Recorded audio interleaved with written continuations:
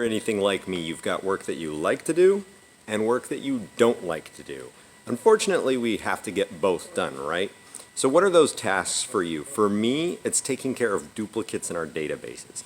There's nothing I hate more than the fact that we've got these syncing databases and sometimes duplicates get made and they're not syncing right and all this stuff. Now, here's the truth. Earlier this year in January, it's a little bit slower time, start of the year, so that's when I take care of big projects that I don't want to tackle, right? So I spent probably about, 40, 60 hours cleaning up this mess.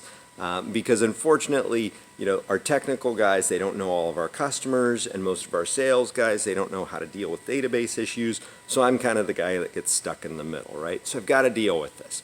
Took up all this time, awful project, hated it, got through it, got done.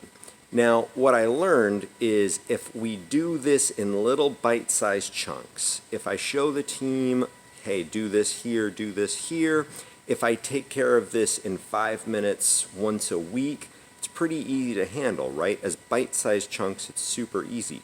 But when I let it get out of control, when I don't touch it for a year, suddenly it's a big problem, a big mess.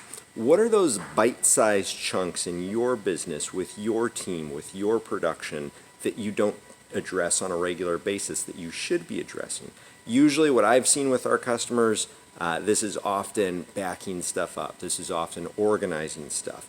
Why? Because we all just want to get to the fun work. We all want to get to the work that we want to do. I'm the exact same way. But when we ignore those things, when we just say, throw that project on a drive, stick it on the shelf, we're only making a big mess for ourselves for later. So I couldn't encourage you more. Get ahead of those little things. Find your 20-mile marches that you can do in these little bite-sized chunks again and again so that you can actually spend more time doing what you love to do.